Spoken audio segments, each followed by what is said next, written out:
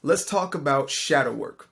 Now, for anybody who does not know what shadow work is, I'm going to break it down as simple as I can. I'm not going to get too deep into the woo-woo. I'm not going to get too deep into anything else besides straightforward, simplified, the most simplified version of this that I can give you. Shadow work is facing those things, more specifically, facing those emotions that are uncomfortable, facing those emotions that we oftentimes run from, facing those emotions that we oftentimes neglect, that we suppress, and that we repress.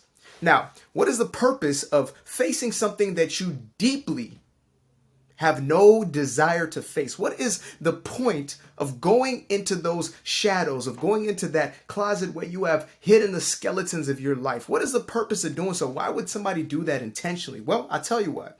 It is simply because the longer you have those skeletons in there, the more of a mess they're going to make. The longer you continue to suppress those emotions, the more they're going to affect your everyday life. Now, most of us have this belief that if we just ignore something, if we just resist something, that thing will flee from us. More specifically, when we resist our emotions, when we deny the emotions that we're experiencing, that they will just magically disappear and go away. When in reality, the things that we resist will persist. I'm not the creator of that quote, but I am a perpetuator of that truth. Whatever we resist will persist. And that has to do with every aspect of our lives, but more specifically, especially more specific for this very video, is within the internal state, within our emotional state. Now, before I get any deeper, let me close this window because this seems like we got choppers outside.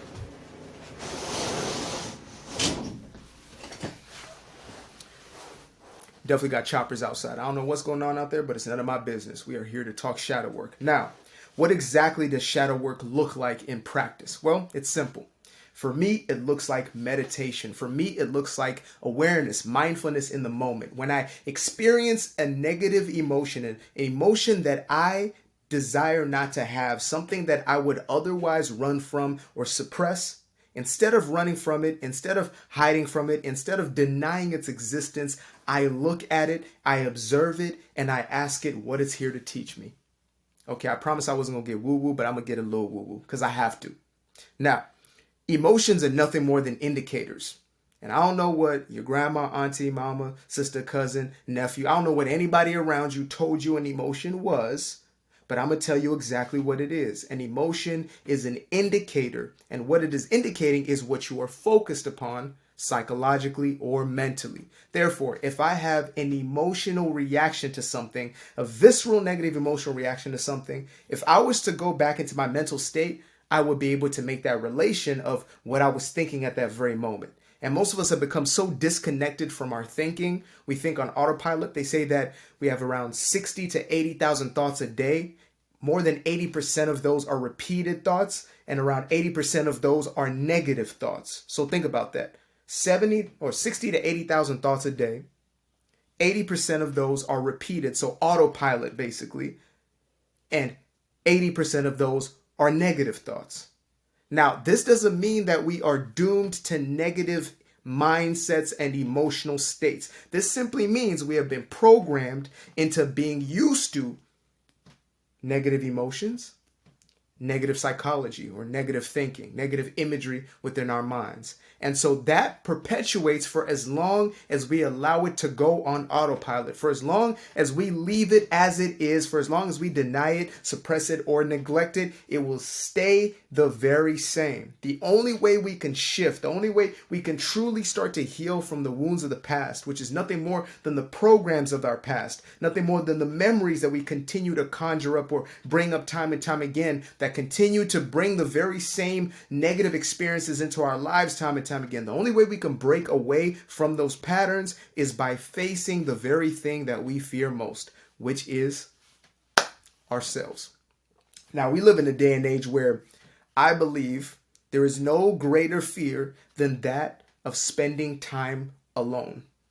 Like more than any time in history. I wasn't there in the 1500s or 2000 BC, etc. But I can only imagine that due to their lack of an iPhone, lack of Netflix, lack of a multitude of other stimulus, fast food down the street, etc., that they had a little more comfort spending time with their own thought processes simply because they didn't have very many other options. Whereas nowadays, in this modern day, we have the abject or the advent of the phone, which allows us to continuously be stimulated mentally, psychologically. It allows us to continuously throw ourselves in distraction mode, to put ourselves in a state or in a place where we do not have to pay attention to those thoughts. We do not have to deal with or fully face those emotions that are trying to, indicate something that is going on within our thought process. And instead, we are able to suppress through scrolling. STS, suppression through scrolling. I'm about to trademark that right there. Somebody make sure that they document this day. Today, this is the trademark of suppression through scrolling, because that's exactly what we're doing when we're on those phones. And I don't care how conscious, how aware you think you are. If you're spending hours on that phone, there is something that you are hiding from. If you're spending more time on that phone than you are with yourself, there's something that you're running from, and that's me included. I have to face this on a daily basis. When I look at the screen time hours and I look at how many times I pick my phone up, etc., I realize that there is a compulsion. If I pick that phone up more than 5 times, that is compulsively picking it up, because at least 4 of those times was not really intentional. Like, if I'm to be all the way honest. I say, well, I had messages to get back to, people to text, etc. Like, nah, let's be real. Check them other apps. I ain't talking about the Messenger or the phone app. Go check them other apps. Not the messages you sent to grandmama. I want them other apps, the TikToks, the YouTubes right here, right now. The Instagrams. Let's be real.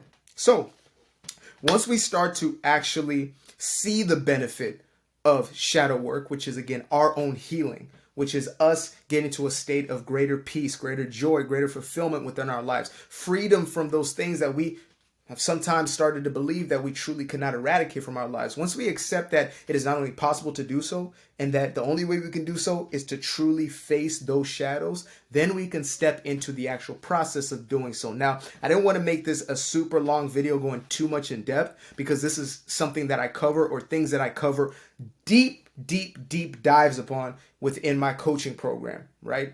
That's what I do. That's where we go and we truly uncover. And putting it in a YouTube video ain't going to do it for you. You're going to need the accountability. You're going to need the processes. You're going to need the exercises that you're accountable to, and the habits that you're going to be forming in order for this to truly come together, right? And that's why I got into the space of coaching these very tactics, of these very processes that lead to healing.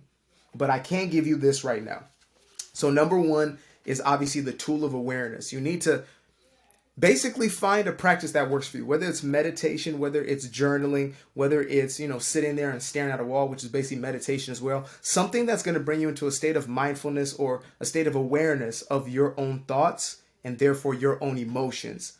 Because if we're not aware of what's going on internally, we will always be in a state of distraction or pointing to the wrong indicators, right? Like if I look at the dashboard on my car and I see the check engine light come on, I know to check the engine. I know not to check the trunk or to check the tires, but instead the engine. And so that's what the emotions do. When we have an emotion and we become connected to those emotions through awareness, which is developed over, an intentional time period, and actually doesn't really take time per se, it really takes intensity and intention, right? So once I start to develop that awareness around my emotions, then I can start truly doing a deep dive and seeing what is behind those emotions. Now, I'm not just going to leave you there. We're not just going to look at the shadows. Oh my goodness, this is terrible. I feel so much guilt. Or, oh my goodness, look at that. I'm just a really judgmental person, right? Once we start to look at these things and be honest about what's going on internally, then we start to take the necessary steps to accept those emotions. So that's going to be our second step in this process, right? Awareness, acceptance, or awareness and an honesty about it. Then we get into a space of, again, acceptance without judgment. Well, the word acceptance really says that you're not judging it. We're not tolerating the emotions, but we're also not in the space where we're trying to, again, ridicule them. We're not trying to destroy ourselves in the process of observing our negative emotions. We're not trying to see them as bad or see them as wrong, just like we wouldn't say that the check engine light is wrong or bad. Though it may piss us off a little bit, it doesn't necessarily say that there's something wrong with the dashboard. it is indicating something that is actually for your greatest benefit. It's saying, hey, check the engine so your car is okay. And so starting to view our emotions is exactly that, right? Coming to terms with them, seeing them, and then accepting them and not judging them. It actually puts us in a state where they have less and less emotional power over us. They have less and less of a visceral response within our bodies. When I no longer judge that emotion the way I used to, then I no longer literally have the same feeling. I strip the emotional strength from that feeling, right? And I start to, again, observe what's going on within my thoughts. And I start to see the connection of, man, I'm having these thoughts that aren't necessarily serving me, that I'm basically frightening myself half to death. And once I start to make that connection, we get into step 3, which is the renewing or the transformation of our thoughts, telling ourselves truths as opposed to the lies that we have been programmed into. And this is the most vital step, but yet it is the step that takes the absolute most wholehearted commitment, because this is literally switching from cupcakes and processed foods to real foods. Like, that's going to be the type of experience that you're going to have. You're going to feel withdrawals from the judgment, withdrawals from the guilt, withdrawals from the resentment, the frustration, the anger, whatever you are been used to or have been used to, whatever you've been used to feeling upwards to this point, your body is going to be looking for as you're breaking the habits, as you're creating new ways of thinking, as you're focusing your thoughts on new things or a new state of being, on a new image of who you are and how you're going to show up in the world, there will be a resistance. And that resistance won't be for long, but it's going to be there. So once you anticipate it and expect that it's going to be there, then you understand that you're not doing something wrong. You're simply facing everything that is essentially trying to assert itself. It's like the ego basically feeling as if it's going to lose its place. It's essentially what we call the ego death, right? It is afraid of losing its own dominion in our lives, because up to that point, that has been our identity. And so once you start to truly devote yourself to the process of transforming your thoughts, renewing your emotions, then we start to have transformation within our lives. Now, I understand that this is an absolute process, and that's why, again, I do the consultations, I do coaching. That's the entire purpose of why I got into the space, is because I realized that just like me, I needed mentorship, I needed guidance, I needed ways in which I could truly transform my life in a very real way. And so I want to extend that invitation to yourself. If you're somebody in the process of leaving the place that you once were, and stepping into the space that you truly know you deserve to be, whether it's that toxic relationship that you got out of, and finally you're developing a relationship with yourself. You're that individual who's been a people pleaser your entire life, that empath who has basically allowed people to step all over you, and you're finally creating boundaries, and you're finally creating that internal state of self-love and self-respect. If you are in that space, I want to work with you. Now, I want to book a one-on-one consultation. You can do so by going into the description below. I want you to click on the booking link that's going to lead you to my calendar, book a time, book a date that works for both of us, and we're going to have that initial breakthrough call. And after that call, we're going to see if you are right for the continuation of the program that I've built out for this complete healing breakthrough.